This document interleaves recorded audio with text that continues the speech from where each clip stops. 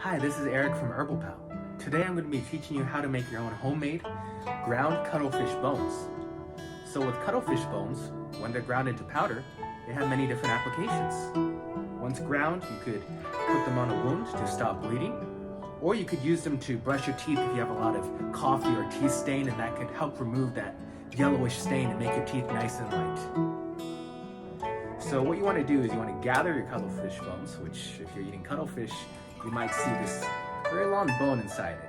You don't have to throw it away, just clean it off and then dry it in the sun. Once they're nice and sun-dried, you want to make sure that you have a high-powered powder grinding machine. So what you want to do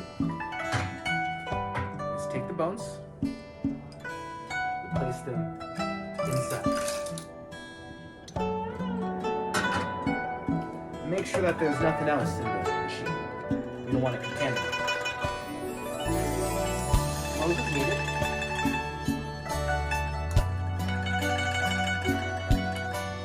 And these things tend to be really, really loud, so you want to get some ear protection. Now once you have these, you can start grinding.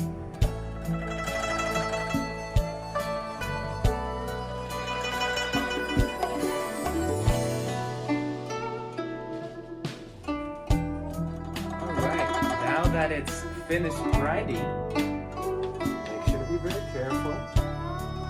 It'll be pretty hot.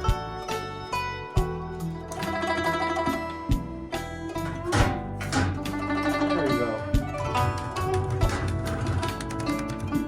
Smells a little like cuttlefish, but you have this nice brown cuttlefish powder. Nice and beautiful, isn't it? Much smaller than it originally was. Thank you for watching this video. Make sure to subscribe or follow if you want to learn more TCM tricks you can do at home.